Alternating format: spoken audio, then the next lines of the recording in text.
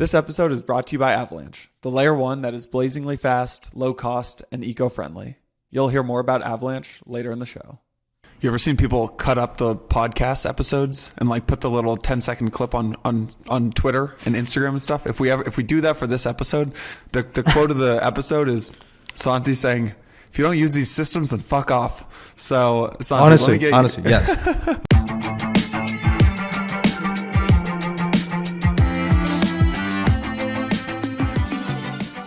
GM sir, how's it going? You back in action? You've been traveling a lot, huh? I have. I'm back in the hood. I'm loving it. A lot to talk about. How are you?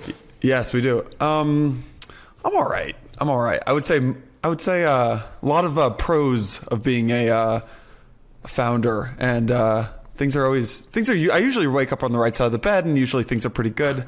Today is one of the tough days. So, but this is the highlight of my week. I'm it has increasingly become the highlight of my week as well, for what it's worth. Yeah. You know, I now tend to think about what am I going to do Thursday, where am I going to be, and where am I going to be recording this, which to me is super important. So, yeah, this is my going to zone everything else out. I close Slack. I've got about 600 texts, emails, and Slack messages I have to respond to, and let's not even open Telegram and Discord. So this is the time to lock in. So I'm excited for this one.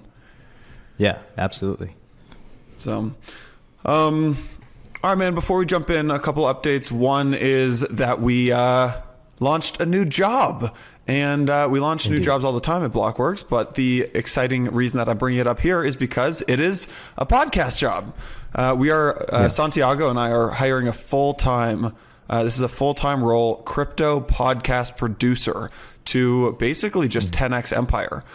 Santi and I have a pretty ambitious goal, I'd say, to make this the number one show in crypto, right? When we kind of looked at the state of podcasts about a year ago, maybe 6 months ago, and started talking about this, a lot of the podcasts didn't kind of serve the need that we felt was really needed in crypto, which is like a non-biased crypto show that's kind of all-encompassing of the industry. It's not a Bitcoin show. It's not an ETH show. It's just kind of an overview on just what's happening in the industry with A, the smartest minds in the space, and then B, kind of like an inside look. So, I think things have been going pretty well. The show's growing like crazy right now, and it's time that we bring on a full-time producer to help us grow it. So if you spend all of your days listening to podcasts, if you like the show, if you want to work with Santi and me, if you spend all your time on crypto Twitter, and this sounds like a role for you, and if you're a hustler, let us know. DM Santi, DM me, and we can move this forward. So yeah, look, I mean, a lot of people have come to me and say, "Hey, are you hiring?"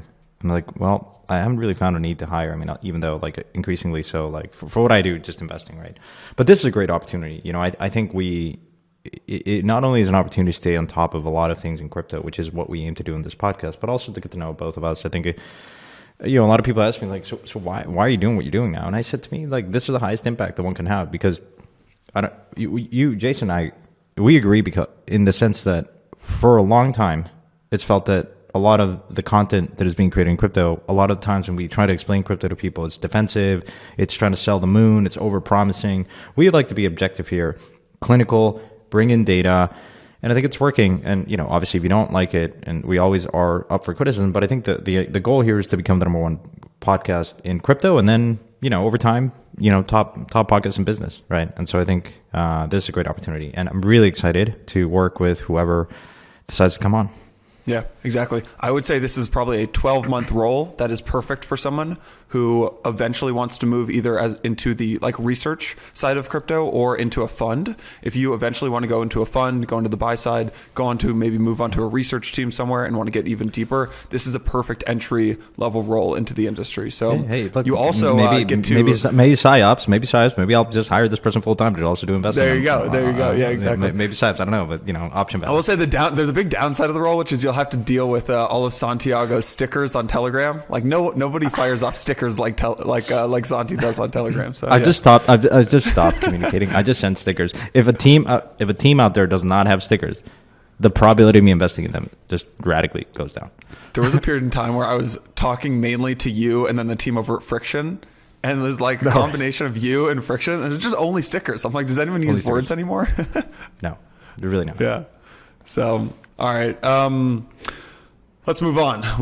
Today we're going to cover a couple big things. I don't even know if we'll have time for the news. Maybe we'll probably skim over the news at the very end, but there's so much happening. One is the Wormhole hack. I want to start there. Two is actually a MakerDAO proposal that I find really interesting. It's a little bit dated. It happened like a week or two ago, but there's a really interesting MakerDAO proposal that came out of Parify, where you used to work. We had Ben Foreman on the show the other day. He talked about the fact that he was excited about Maker. Maybe that was leaking a little bit of alpha. And so the MakerDAO proposal, I want to cover that. But for what it's worth, Ben is the biggest. So a lot of times partners don't have to agree on everything. This is one where Ben is the biggest MKR bull that I've met in my life, and it's incredible. So, but there's a lot to talk about there. Seriously. Yeah, a lot to talk about there. I also want to get your take on just this Punks debacle. And I feel like Larva Labs is like trying to screw Punks almost, but like maybe I'm getting this totally wrong. I'm like, how are how are Punks still doing well when Larva Labs, the creator, still is almost trying to like just demonize this community and tear people apart? But maybe I'm reading it totally wrong. I don't own a Punk. So I want to get your take. And then the last thing is just, I'm starting to have this conviction that everyone is getting DAOs wrong and the importance of DAOs, and I think a lot of people are focusing on the governance, and I think it's about something completely different. So we'll get into that near the end. So let's talk first about the Wormhole hack. If you are on Twitter, if you own a Twitter and you are in crypto, you probably saw this big Wormhole hack the other day. Wormhole is a really popular bridge for connecting Ethereum and Solana. There was a hack that originally started at 80. I think it was 80 ETH and then added an extra 40 ETH. Am I getting these numbers right? Anyways, I was looking at the dollar amounts. It's started at 250 million. Then the exploit became over 325 million. Wormhole is one of the most popular bridges. And for people who don't know much about bridges, cross-chain bridges often work by taking an asset such as ETH, locking it in a contract to issue a parallel asset on the bridge chain. So what happened is, I won't get into the technicals of like what actually happened here and how it happened, but really like the way to understand Wormhole is it's a bridge and it's a way to move crypto assets between different blockchains. I think the hack is pretty important because it raised alarms in kind of DeFi circles, because it now means that before they ended up backstopping it, it meant that the ETH that had been bridged to Solana was unbacked. Thankfully, Wormhole stepped in and backstopped it. But that kind of drew out questions of like, wow, okay, that's a $300 million backstop. That's a lot to backstop for some hacked ETH. That's a lot to backstop for a startup company to come in. Blockworks sure as hell doesn't have 300 million sitting in our bank account. And so then it drew questions to, okay, where's this money coming from? Then people remembered that Jump Capital had purchased Wormhole developer, who was at Certus One back in August 2021. So maybe this is some Jump money. I'm totally speculating here. I'm not really sure. But I think the important thing to know is like, if this didn't get backstopped, a number of the Solana-based platforms that accept ETH as collateral could potentially have just gone insolvent pretty quickly. Right? If nobody backs it and the coins are truly gone, then Wormhole ETH is worth zero, and everyone who has a balance of that Wormhole ETH becomes worthless, right? DeFi protocols, users, everyone. So what is your take on this? What am I missing? Why is this important? What does this mean for the space? What are the second order implications? Well, there's a lot. I mean, I'll start with one, which is we talk a lot about interoperability between chains, layer one chains. So in this case, something like Ethereum bridging to Solana, and a bridge is necessary to do that. So from that perspective, it obviously puts into question, as Vitalik, who as always is kind of years ahead of most people, alluded to this potential concern around the security problems with bridges, and different from L2s that are built on top of the L1, like Arbitrum, Optimism. There are different kinds of bridges. It's one of those areas that has a lot of different teams trying to build these bridges because it can be pretty lucrative and it's a big opportunity. In theory, why wouldn't you want a bridge and have that flexibility? In practice, of course, this is not fun because it increases more of the surface area of, you need to think about the security concerns of three things, I guess, both L1s and the bridge, and the trust assumptions that you're making. And there are a whole, it's one of perhaps the most difficult problems to solve, as I understand them. And so it's important from that perspective. It's obviously every time there is this type of hack, let's call it a hack, it certainly puts into question, especially from people outside in, saying, hey guys, like, why do this, right? I forget the amount, but the number of hacks and the magnitude of these hacks keeps growing in a very meaningful way. And so it's sort of a side effect of innovation, I think, but it's not like, it's not like the let's move fast and break things, which is inherent of Web 2. Like, this is sort of the term that coined by Facebook, like Mark Zuckerberg. In crypto, you are forced to kind of move fast because it's open source, but you can't break things. The problem is smart contracts, like there's no 1-800 number. Sometimes you deploy stuff and that's it, right? It's a very adversarial environment, which is sort of the state we're on. So it's just important to like step back and say, yeah, it's super experimental. This is why yields are high. This is like, there is a lot of risk in crypto interacting with these contracts. And yeah, code is law, but sometimes the code breaks, and then the law, and then therefore, everything stumbles upon that. So, obviously it's interesting that Jump, I think, is going to foot the bill and backstop it and, bring things back to normal. But those are my high level thoughts. It's not fun to see it, of course. So yeah, of course. I think yesterday I saw a lot of like told you so's on Twitter. I think that it's important to remember that this is not like a told you so moment. So the told you so's were like about trustless bridges versus like multi-sig bridges. Like trustless bridges are like roll-ups and multi-sig bridges are wormhole. But that's not really what happened here. This wasn't a case of compromised keys. It was just a good old-fashioned smart contract bug, and that can happen on quote unquote trustless bridges, roll-ups as well too, right? So it's just worth noting that some of the criticisms against Wormhole's security model are kind of irrelevant here. This was just a smart contract bug. This can happen to anybody, can happen to anything, whether it's a multi-sig or a roll-up bridge. I think the way that there's this guy, who's it, Kelvin Victor, who kind of broke down how this actually happened. And for those who haven't read, what happened is, like, a quick summary of it is, there was 80k ETH pulled out of the Wormhole contract on Ethereum in a single transaction. Basically, Wormhole has a set of guardians that sign off on transfers between chains. It's a bit more complicated than that, but in practice, that's the general idea. The transaction that pulled out 80k ETH was actually the attacker transferring 80k ETH from Solana to Ethereum. So the Wormhole, like, quote unquote guardians, had basically signed off on this 80k ETH transfer as if it was 100% legit, and that was only possible because the attacker was able to mint Wormhole ETH on Solana, so they were able to correctly withdraw it back to Ethereum. We'll put a link in the show notes. I can't explain this entire thing and how it happened, but there are a couple of folks, one guy from Paradigm, and then this guy, Kelvin Victor, who did a really nice job of breaking it down. So what I think is more interesting here, though, Santi, is like what ends up happening here? Does this suggest that liquidity on an L1 is less mobile than one might think? Presumably, yeah. Yeah, I mean, I think like okay, so it puts into question this idea of interoperability and moats that Ethereum, particularly Ethereum, has, right? And so before you probably would have said, hey, listen, you kind of envision a world where it's so easy to move between, let's call it cities of Ethereum, Solana, Terra, Polkadot, Cosmos. And now it's like, wait a minute, let's actually think critically about where we're going, what we're building.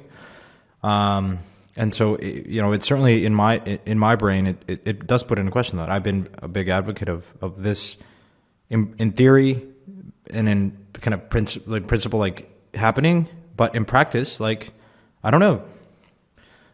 Look, it's a smart contract bug. Like, doesn't necessarily mean that another bridge can't work.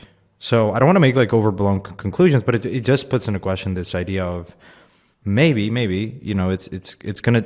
Let's say differently. Market participants are going to be cautious now of using bridges, and at least for a while, though. And so until the dust settles, I think it's going to be, something you're going to look at and say, well, if there's all these like assets that are being pledged in one chain to interact in another chain, is it worth it? It's not an incremental real risk that you're going to feel because of these events. And then I guess the other question is like, who actually gets hurt the most?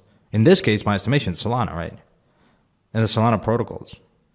that could potentially be very insolvent very quickly, and it sort of like has a cascading effect on liquidations, and then it just spirals out of control, and then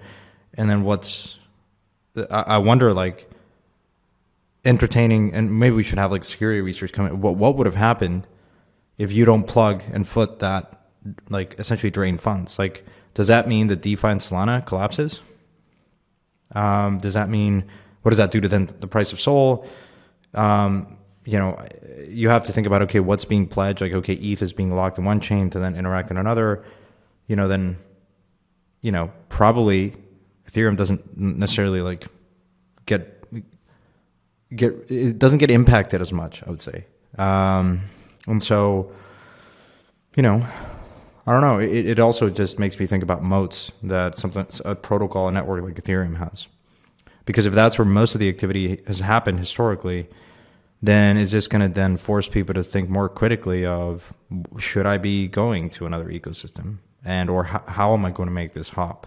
I think if you really want to go to Solana, then you may not like use a bridge. You may like just, I would hate to say it, but use a centralized solution. Like you go to FTX or you go to deposit in one exchange, then translate to another.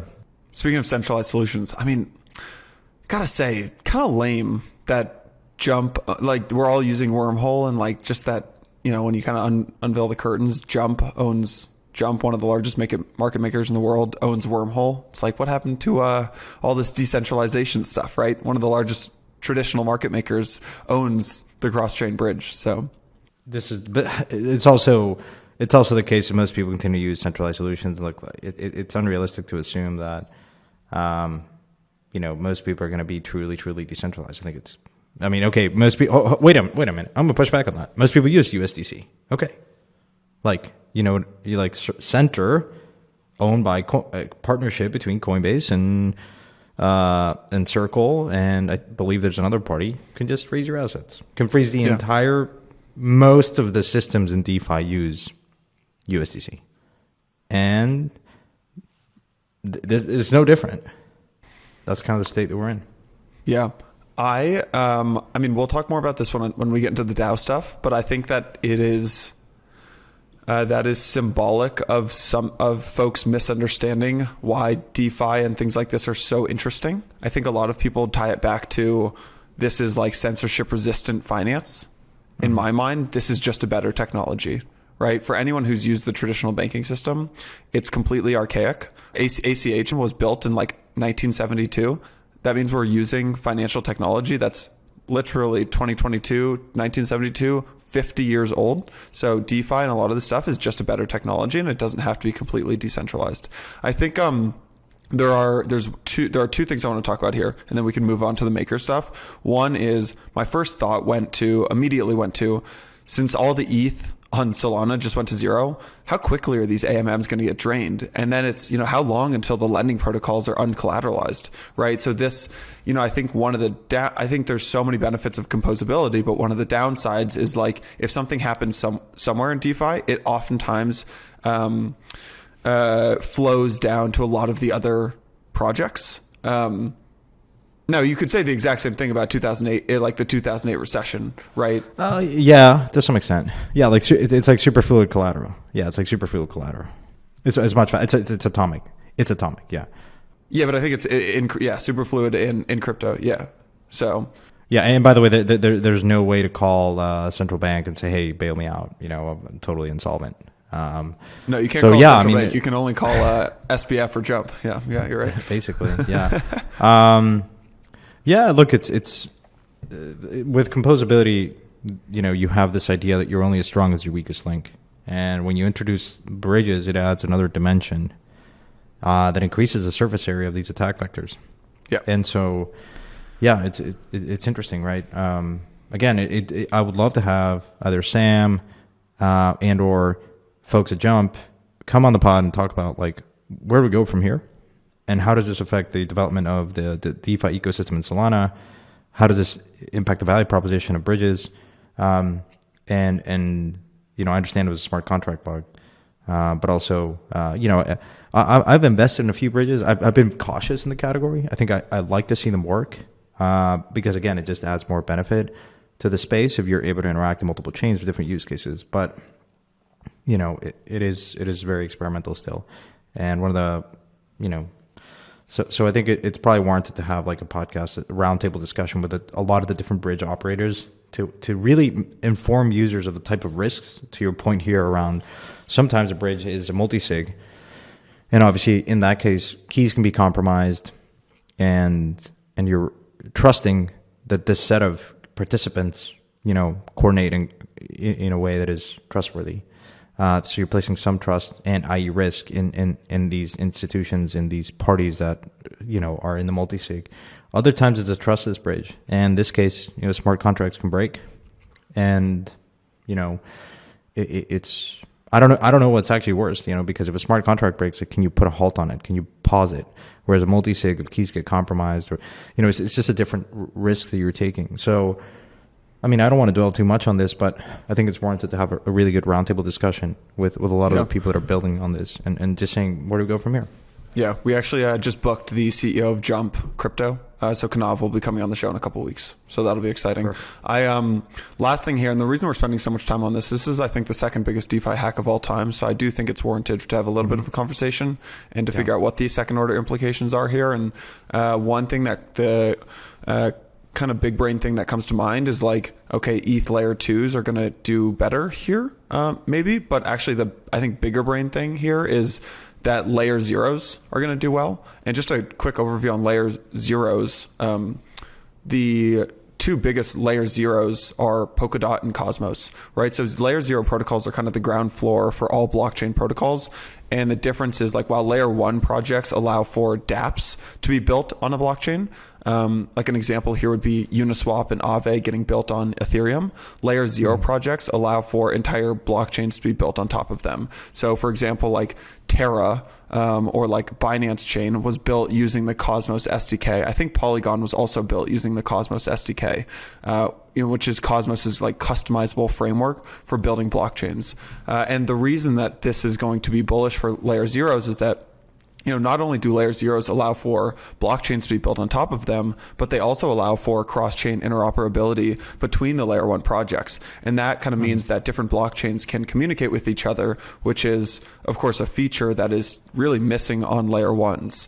And the way that I understand it, and I could be wrong here, is like right now Ethereum can't really talk to Solana. But if you have two different blockchains that were built on the Cosmos SDK, they would be able to talk to each other. And so now they're interoperable.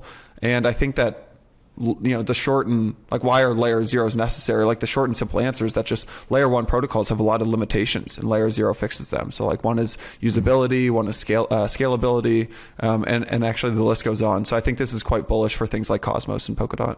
Yeah, I think so as well. It also, I guess, to your point, it also perhaps puts more emphasis on layer twos, which when we talked about our predictions earlier this year or late last year, I was a little bit, I would have thought that there would be more focus on layer twos. Certainly there was a lot of activity in Polygon. Optimism was a little bit delayed. Arbitrum launched. But it felt to me that a lot of the attention was in just L1s, trying to chase, that trade. And I would have thought that there would be probably more emphasis on L2s that, in my estimation, like, okay, there's still bridging that needs to happen, an L2 to L1. And I'm not candidly as technical to explain to you why there are less risks between bridging an L1 to an L2 than an L1 to an L1. Meaning Solana to Ethereum would be L1 to L1. Ethereum L1 to Optimism or Arbitrum is L1 to L2. Vitalik does a great post about that, and maybe would love to have him on and then really kind of dissect that. Because if so, then it just increases the moats of a network like Ethereum. Yeah, I think. All right, moving on. Yes. If you guys have thoughts on Wormhole, DM me. I'm curious to hear them, and we'll probably continue talking about things like this in future episodes. All right, MakerDAO. So Mika from Parify submitted this proposal for GB Maker. which is a proposal to benefit long-term Maker holders. The real quick summary, and then I'm going to let you take this away, is that last week or 2 weeks ago, ParaFi submitted a proposal to, I think it was 2 weeks ago, to replace Maker's current governance voting structure, which is right now that one Maker token equals one vote. The new proposal is that with a new governance-boosted Maker, GB Maker, essentially ParaFi is proposing like the VE mechanics, this vote escrow token model that was popularized by Curve that we've talked about in previous episodes, where investors that lock up Maker the longest, I think it's up to 4 years, are rewarded with more votes without additional incentives. And unlike kind of other recent tokenomic proposals that improved incentives and economic value, like Wi-Fi, which we've also talked about on previous episodes, this Maker proposal, according to some, lacks in true incentives or utility or value. That is what Arca, the team at Arca, kind of claimed, which we can get into as well. So there's actually a decent bit of support for the proposal. There's a decent bit of pushback from folks like Arca and others. I'm curious to get your take on this, and also let us know if we're missing anything in just that summary of it. Yeah, for a little bit of context for everyone, ParaFi has been super active in perhaps the most active fund historically in the Maker ecosystem.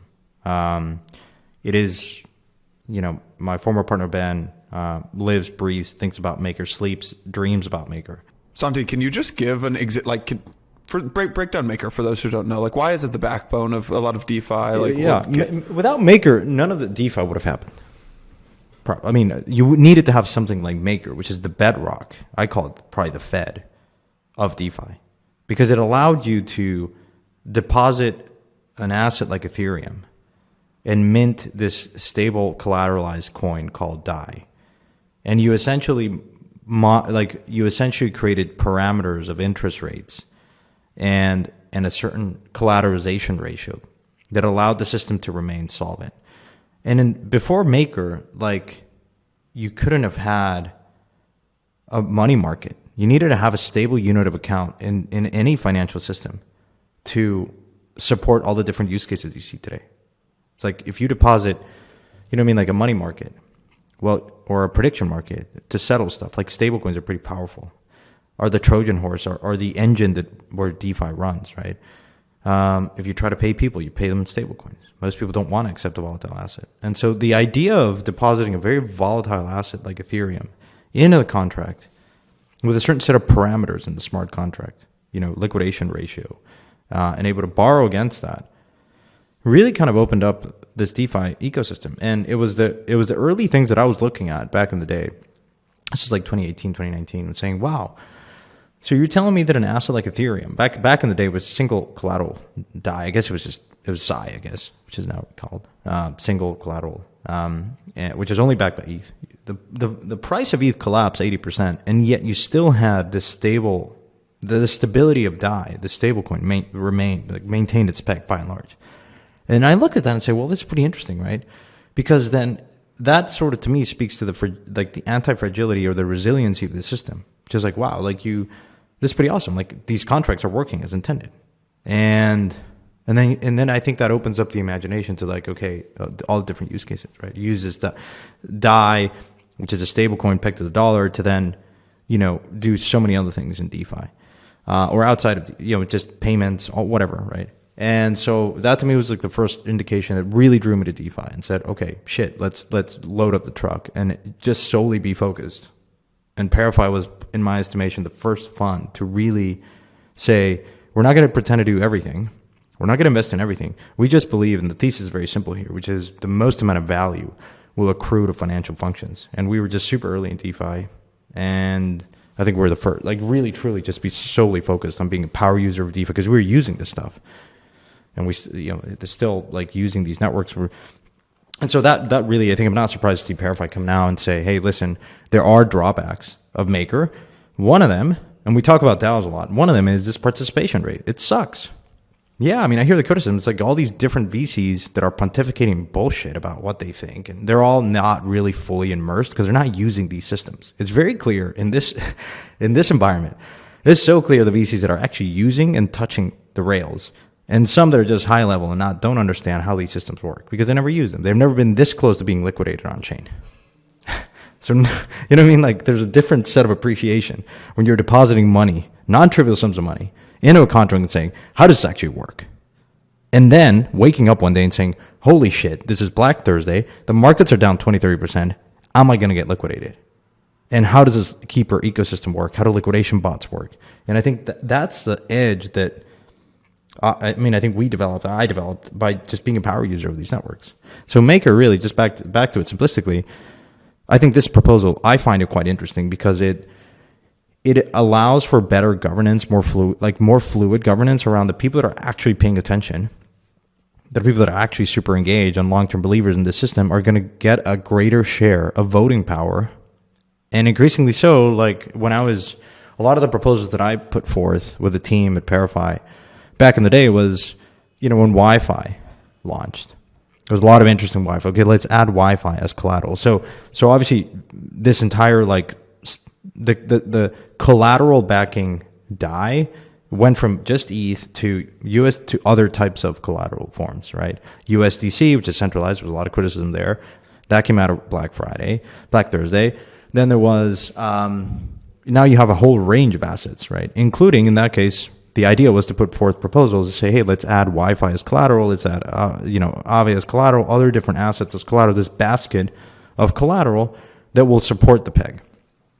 And okay, there's still a lot of correlation, but still, that was the idea behind this. And what is interesting in this proposal is I do believe that it increases the incentive for DAOs and projects to hold MKR, to lock it for up to 4 years, get a greater share of voting power. Because why? Because every project that I've been an investor in, all of them that have a token, would love to be added as a collateral type in Maker, because it just gives more utility to your token, right? If you all of a sudden, Jason, have a big bag of Wi-Fi, well, maybe at some point you want to borrow against that because you're long, because you want to do whatever, right? And so allowing and passing a proposal, you need to put forth a proposal, say, I want to be, this token needs to be added as collateral in Maker. Fine. Well, you need to corral all the different token holders to vote for it, and then have the team and MKR, the risk committee, approve it.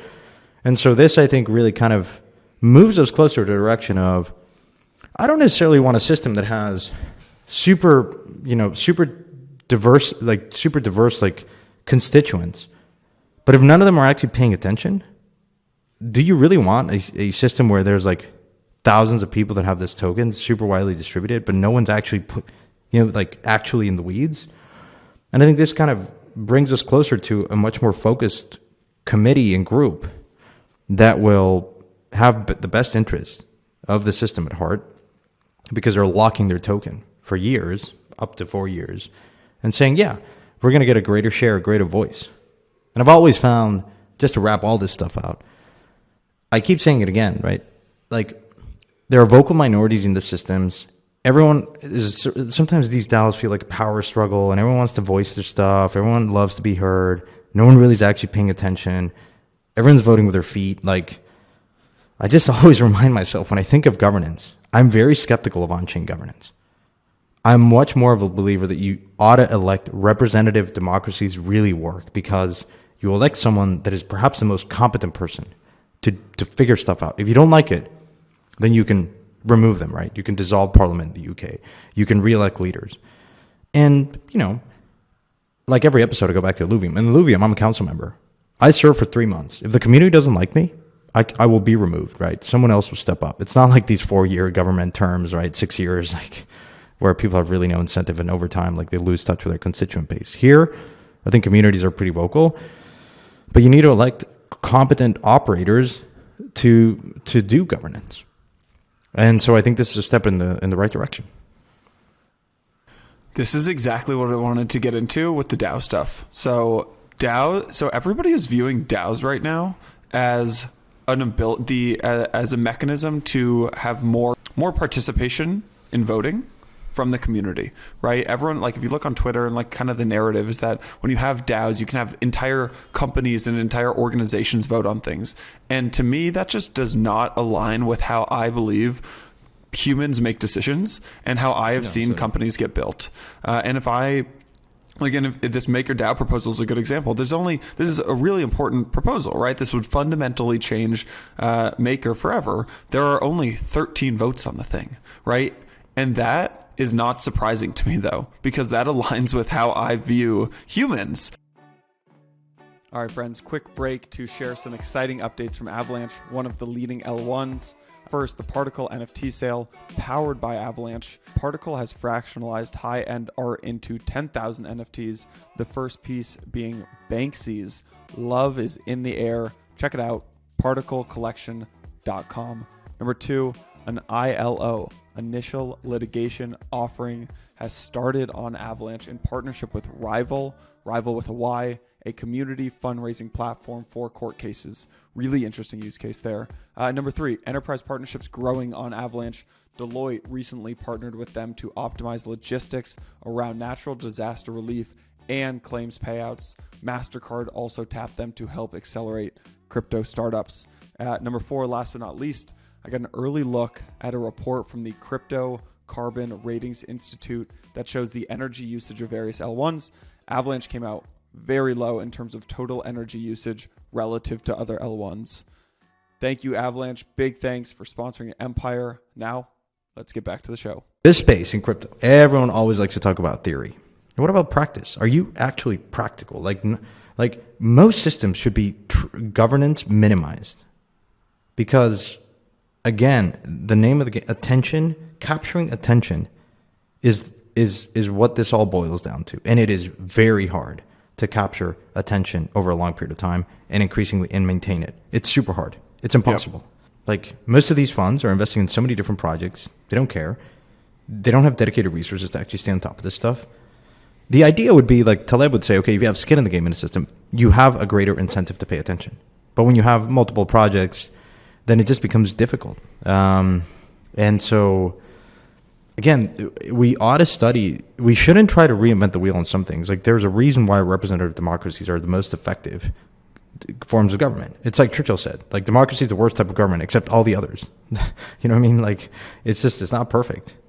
And we're not, and I guess, like, these governance heavy Latin systems are a little bit it's a bit of a utopia to assume that there's going to be high participation rates. Like, and a proof point of that, I was just in London like last week, and every time I go to London, I think about Brexit. Guess what was the number one searching trend on Google the following day after Brexit? Like, how to vote or something like that? No, what is the European Union? You know what I mean? Like, everyone voted with their feet. It's like, oh, yeah. You know, like, we should probably leave the European Union because, yeah, everyone's saying we should leave the European Union. Of course, like, look, the economy's bad. You know, all this stuff that no one actually has a proper understanding of what the European Union is. And so I always like to remind myself of that. I'm saying, look, I'm not dismissive of the collective power of human consciousness and intellect. Like, collectively, cooperatives are really interesting mechanisms where it's sort of this wisdom of the crowds, right? Which is the idea that you, Jason, the experiments of, like, how many jelly beans are in this jar, and, like, so the average is sort of like a law of numbers. If there's diversity in large numbers, then you can converge on the answer. This is typically how things work and whatever. But sometimes, like, it is at odds with this idea that, like, sometimes you don't get to the right answer. Yeah, but wisdom of the crowds is better. Wisdom of the crowds is better when people have an informed opinion on something. Like, wisdom of the crowds, like the common example is like, okay, there's a pig at a fair, right? And you've got like 1,000 people walk by the pig. The best estimation of like how much that pig weighs is like if you get all 1,000 people to say how much it weighs. And that's fine because every person has the exact same input on, like, the ability to see how, like, fat a pig is or something like that. Or, like, everyone has the exact same input on, like, what the weather might be tomorrow, right? No one has, but, like, there are people who are much more in the MakerDAO. Going back to MakerDAO, like, there are people who just understand this stuff 100 times better than everyone else. Than the 100 other MKR holders that are not even voting, or the VC. Like, the majority of any of the, not just Maker, like any of these DAOs, any of these projects, there's 3 types of people. There's a large majority who has no interest in participating in governance. There's a small minority who delegates, and an even smaller minority who actively participates in the governance. And that makes exact sense to me. And I think this concept of, like, every single person voting, and there's all these DAO tools. I'm sure you saw, like, the DEX, and everyone's raising DAO tooling to improve the voting. Bullshit.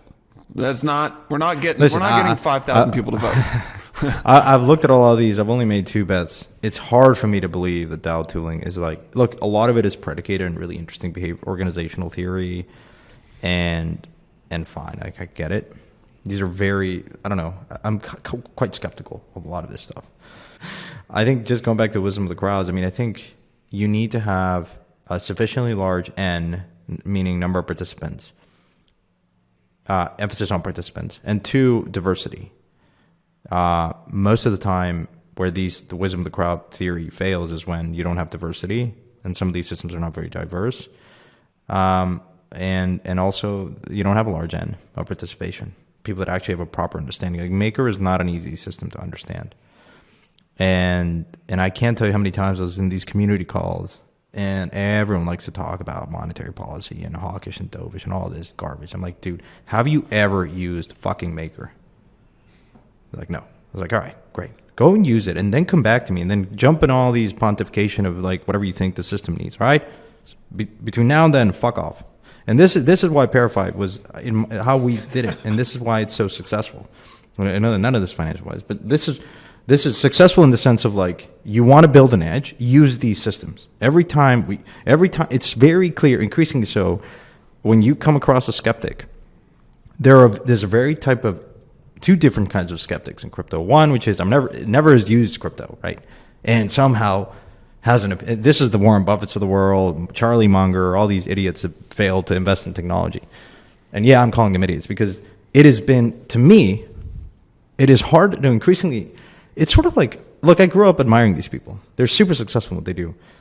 But it's almost interesting, like Jamie Dimon, all these people, it's like, they have such a knee-jerk reaction to crypto, which is it betrays the number 1 rule in investing, which is always be willing to process new information. And always have this intellectual curiosity. Like never form an opinion without having actually like spent meaningful time. It is clear to me.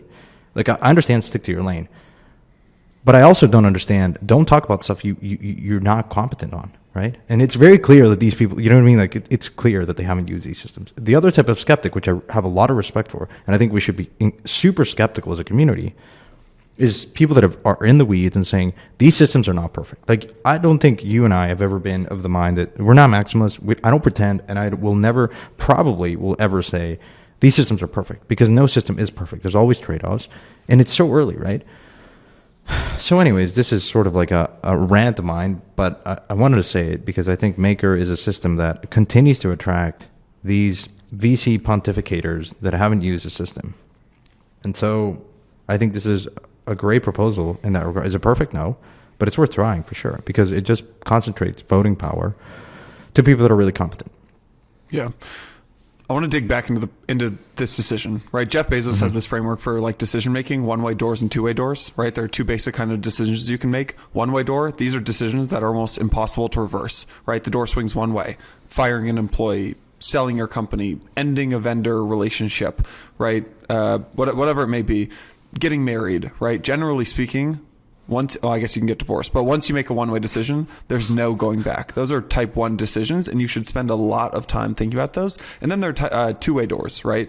Like type 2 decisions. These decisions are like reversible. The door swings both ways. Like hiring a new employee, right? Can do both things, like starting a side hustle, providing a new service, like launching a new product. Like you can always pull it back, creating a new pricing model. These are not life and death situations, and you can kind of actually make them with little time and effort because they can be tweaked, they can be modified, and they can even be reversed. This Maker proposal seems like a type 1 decision, a one-way door decision. So you mentioned that you think that this could increase the like incentive for DAOs to hold Maker or GB Maker, and that like it kind of aligns long-term value. Arca and some other folks like this guy Nick Kunkel on the Nick who works in the Oracle team at Maker, smart guy. Yeah, push back on it. Or I don't know Nick, but I'm reading his stuff.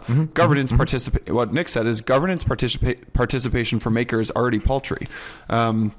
Adding lockups without incentives to participate in governance won't stimulate anyone to lock up their tokens, right? It won't stimulate the majority of people who have no interest in participating in governance to actually lock up their tokens. And members of Set B and Set C, right, the small minority who delegate and the small minority who actively participate, they're already participating in governance and they tend not to sell. So some subset will stop participating in governance due to their they don't have the desire to actually lock up their tokens. So the way that Nick says it is this is actually going to decrease the amount of participation. I actually don't believe that. That's not, no, because you're essentially gaining more weight in your voting proposal. If you're, okay, fine. If you're not going to sell, fine, you're going to lock it for 4 years. There's a sort of a curve, right? If you lock it up it really increases like the marginal increase in your governance, as I understand the format, the marginal increase in the weight of increased governance power decreases in some curve. Like you locking it up in incremental 3 to 4 years is not the same as you locking it for 0 to 1 year. So I think like there has been a common criticism of like there are very, very engaged community members that don't hold a lot of MKR, sometimes get delegated a vote to them. But look, if they're not, the selling is almost like irrelevant in this case. The more important thing is you want to get more weight behind your opinion. And, I think it look, it's not on the margin. I think it improves it. And so like Nick's argument is sort of like one of those that says it sort of criticizes Maker, but it doesn't kind of address like this proposal is marginally better than the existing system, than the existing construct. Like he says, you add lockups without incentives to participate in governance won't stimulate anyone. I think what you're missing is, okay, should you add some sort of economic incentive for people? Maybe. Like I've talked to Maker team a lot. It's like, hey, we should pay people to be representatives in this system. Like I agree with that. I mean, it's not mutually exclusive. Like you can still have this and give people more weight to their holding if they're long-term believers. I think anyone would appreciate that. Whether you're a small holder or a large holder, you want to get more governance power if you're committed to the network. And I almost think Nick's argument is irrelevant. Sort of missed the entire point of this proposal. I don't know what Arca is saying. I'm just kind of reading this on the fly, but I don't know if you've read it and I could summarize what Jeff and team out there believe in. No, I don't feel confident to do that. Yeah. Jeff is coming on the podcast, so great, I'd rather ask him. Yeah. Sometimes I feel like Arca is just like, they know they're the activists in the space, so they just need to make noise in every proposal, but sometimes it's just clear to me that, like, I don't know.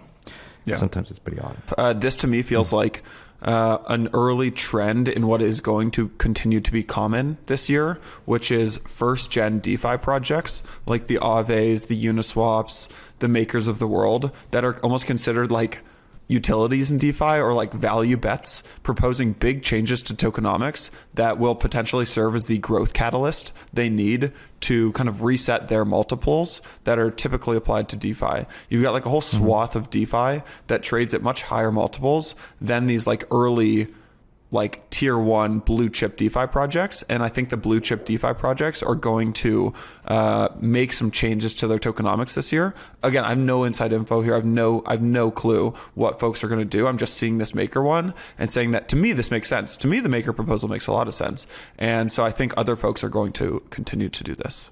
Yeah. Look, just to round out this discussion, I think it's a healthy debate to have amongst these communities of how to prevent governance attacks, how to improve governance participation, how to align incentives within these communities, and how to prevent these DAO attacks, which are very credible and will only continue. We haven't seen a very serious governance attacks. We can borrow tokens and then you can attack the network. If you have a lot of these tokens locked and people that believe in 4 years, then it almost by default doesn't like detracts or deters you these sort of like bad actors that want to borrow MKR quickly, put forth a proposal and then try to sway governance this way. You know what I mean? Like, so anyways, people can always be bribed off chain or increasingly like on chain or increasingly off chain. So quick update on the Wormhole situation. Jump Crypto just tweeted out, Jump believes in a multi-chain future and that Wormhole Crypto is essential infrastructure. That's why we replaced 120,000 ETH to make community members whole and support Wormhole now as it continues to develop. So our speculation is true. All right, last thing here. This is like I have no clue here because I don't own a punk. I'm not deep in the punk community. What's going on with punks? Why is everyone hating on Larva Labs? It seems like my 2-sentence understanding is that like originally there were these crypto punks that were released, but there was a bug in the system. So then they had to release a new set of crypto punks. The new set of crypto punks are actually like the ones that we all know and love as the crypto punks. But now what Larva Labs did is they released the V1 crypto punks on the community. I don't even know if there was some price associated with it. I think there was a price. And then they said like, but these punks were going to donate all of the money to the rainforest.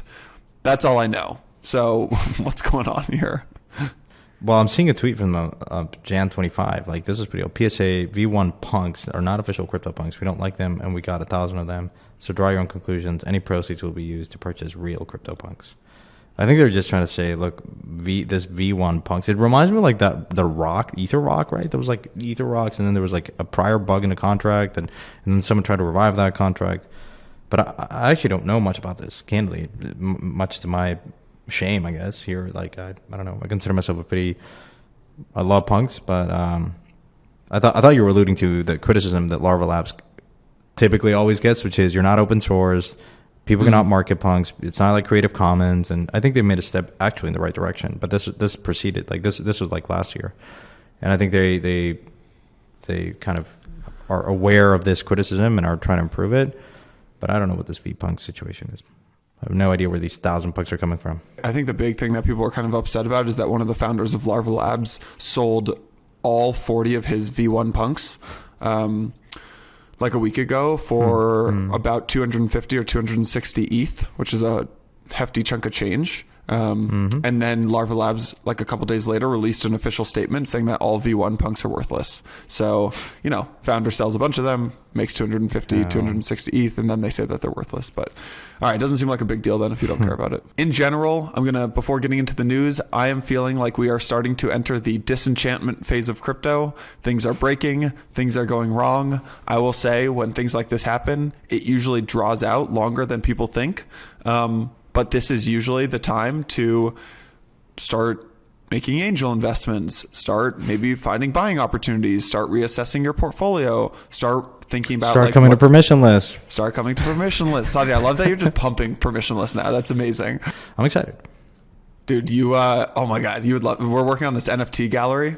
Actually, I haven't shared much about it publicly. We're working on this NFT gallery. We're also, we've got like a lot of different folks who want to like sponsor the NFT gallery, like some pretty big names. And like, we're just going to, it's going to be so good. It's going to be the best. I will mark my words right here on this podcast. It's going to be the best NFT gallery that anyone has ever created ever. Like in the history of crypto and the history of NFT galleries. Yeah. It's going to be insane. Oh, wow. So like as an aside, I love this.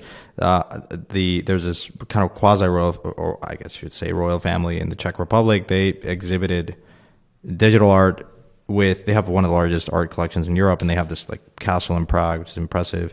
And they have old art, and then they did this event where they had old art and next to it like new art, like NFTs. And a few of my punks were like featured there. It was pretty awesome. I wasn't there live, but I saw pictures, and it was like the contrast, the juxtaposition of old art, new art. And his great event was pretty awesome. I heard it was a great event. But yeah, I'm excited. If you need some JPEGs, I'd be happy to, either through Pleaser DAO or my collection, be happy to. Do you want to showcase your collection? Maybe, yeah.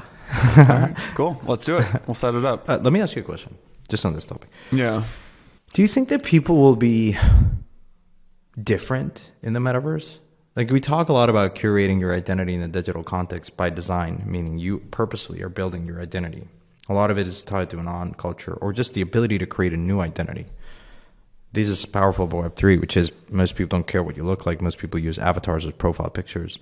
And I think there's something like beautiful about that, which is there's an ability to construct a new identity. Increasingly, that has a lot of impact in a digital context, right? Because the reach and the distribution is vast. If you're an artist, you do a concert in the metaverse. If you're an intellectual or whatever, you're someone, you just go to the metaverse, right? You start interacting. But do you think that like people will be very different behaving and the things they wear, the things they say? We known for a while, like some of these communities in Reddit, like people, what they say online is different if they know that it's tied to their real identity, and there's like accountability and reputation. That's what I was going to say. It all depends on if you are doxxed or not. Like if you are, it all depends on if people know it's you or if they don't know it's you.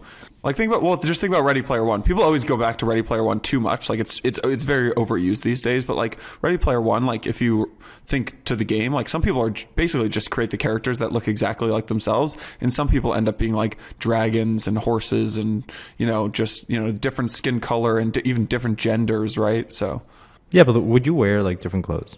Would you wear like a neon sweater in the metaverse? Or would you wear your same? Oh, it's so crazy in a neon sweater. No, okay, I'm just trying to like simple things like that. You know what I mean? Like it starts like that, but like then, if that's true, then what else is true? Yeah. I think it's like people have fantasies about what they could become or what they have, and you'll see that you can create that, right? So some people are short, they want to be tall. Some people are tall, they want to be short. Some people are skinny, they want to be like have a lot of muscle. Some people are like really large and they want to be skinnier. Some people are male and they want to be female. Some people are human and like they don't want to be human. And the only reason I ask is as a subtle. I was just noticing this today, but what's the name? The witches, right? There's these like collection of NFTs that are a lot of. Okay, they seem feminine to me. I think they're witches. Most of them are like female avatars, but a lot of guys have them too. And the question there is, it was just an interesting observation. It said, would you put a avatar of a different gender? What is gender in the metaverse? Can we have neutral avatars? Do we then stop thinking about gender too much or color of the skin? You know what I mean? Like when you can have a skin the color of neon, right? Hair that you'd physically is not possible, then does that like just expand or place less of an importance on physical traits, and then just I think becomes like a more cooler environment? Yeah, something to think about. All right, a couple minutes left here. Big news stuff in the week. I mean, we can go. I'm going to almost skim through a lot of this. Okay. Can I jump to one, which is super powerful? I think GameStop partnering with Immutable X. I think it announced today. Incredible stuff, I think. Like, it's really cool, I think, to see GameStop, which is probably attracting the same crowd that is interested in owning, obviously what we saw with these meme stocks, right, and GameStop movement. It's pretty interesting too. Then, as Robbie kind of crystallizes, I think it places again emphasis on a type of people that value being, having digital property and being in control of their own property, right? And censorship resistance. So that's pretty cool, I think. Yeah. I mean, Immutable X has just done a great job in general of partnering with like tier one. And yes, GameStop is still tier one brands from the traditional like Web 2 world, I don't know what you call GameStop, Web 1 or whatever you want to call it. I think they previously partnered with TikTok for TikTok's first foray into NFTs, which I've heard is about to get even more exciting. So, yeah, that's quite interesting. First off, two exciting new unicorns. One is Phantom. Basically, Phantom is like the MetaMask of Solana. I think is maybe a fair description of that. They raised 109 million, hit unicorn status. Also, big shout out to Dune Analytics, hit unicorn status. I love Dune. We're going to end up working with Dune on something kind of soon, which we'll share more about soon. Dune only has 16 employees. Hit unicorn. Frickin' love it. They, in their early days, tried pitching VCs over and over and over again. Did not work that well, or so I've heard. And so big shout out to the Dune team. And then a unicorn 32 times over. FTX is now valued at $32 billion after their third fundraise in 6 months.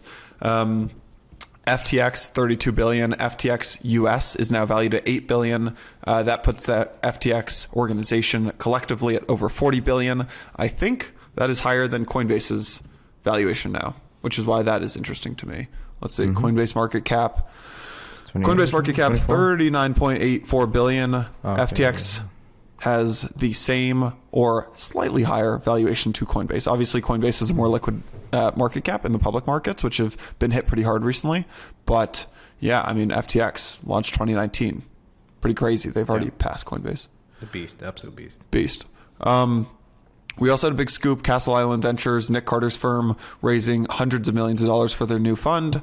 This is interesting for me because there's obviously a lot of funds raising money. Nick Carter's has focused almost entirely on Bitcoin-related companies rather than like deep crypto, DeFi, Metaverse stuff. They are like very focused on infrastructure and like the Bitwises and Blockfolios and I think BlockFi maybe, like those type of companies of the world. So Casa, ErisX, MoonPay, River Financial, like almost these like infrastructure companies. And I feel like those were... I'm done because I think it's boring, but yeah. Wow, No, I get it. Look, I'm an investor in BlockFi, an investor in Lend. I'm an investor in a lot of these things. No, but what's interesting is like, do these companies? Is there another wave of these companies, or like, did we already get these companies and we're kind of done, right? Like, is there? I'm not sure there's going to be another BlockFi. I feel like BlockFi kind of solidified themselves. I mean, the next BlockFi hopefully will be built fully on DeFi rails, right? I think it's called Aave. Funny, those are mostly centralized institutions. So yeah, I mean, I guess ancillary picks and shovels of crypto. Fine, great. I'd be curious to understand how he's going to deploy hundreds of millions of dollars into that strategy, but good for him. Yeah, great. Yeah, that's cool. That's why. Yeah, that's what I'm interested to see. So M&A Consensys acquired. Really, I guess, yeah, Consensys, which owns MetaMask. Consensys acquired open source Ethereum wallet MyCrypto to expand MetaMask. Big time. Shout out to Tay. Tay's fantastic. I mean, she's one of the best, like most critical, but also like she keeps this space honest, and I'm happy. It sounds like a great outcome, and you know, MyCrypto's done so much for the space, and now joining, you know, obviously juggernaut Consensys. Yeah, I mean, MyCrypto has been consistently one of the most reliable and like intercompatible wallets in Ethereum, and I, you know, ever since I've been in the space, I think they were launched in like 2015. I want to say. Yeah. Big time. Other acquisition, FTX again. FTX acquired Liquid Group.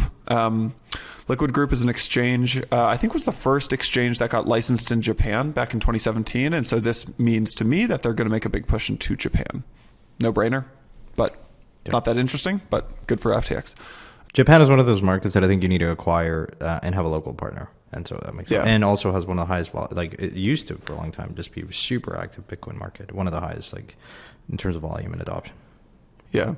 Arizona considers making Bitcoin legal tender. I don't think this is, I think this is like a, I think this is one senator in Arizona wanted this. I don't think it's going to happen. I'll tell you one thing. I think these senators understand that they want to appeal to a young constituent base, and they do these proposals to just like for the election cycles, which is great. Look, it forwards the conversation, and it's a good, it's a catchy headline, but still, I think this will not be. I think this is an early indication of trends as we head into election cycle. Like the next election would just be a lot of this stuff. I think this is a much bigger trend than that in my mind. Bitcoin, in Mike's mind, is entering its final phase. So 2009 to 2012, you've got like peer-to-peer digital cash. 2013 to 2016, the narrative shifts to payments. Then the narrative starts moving in 2017 and kind of culminates in this like COVID and money printer with the store of value narrative. And starting this year, Bitcoin is starting to become money for sovereign nations and sovereign citizens.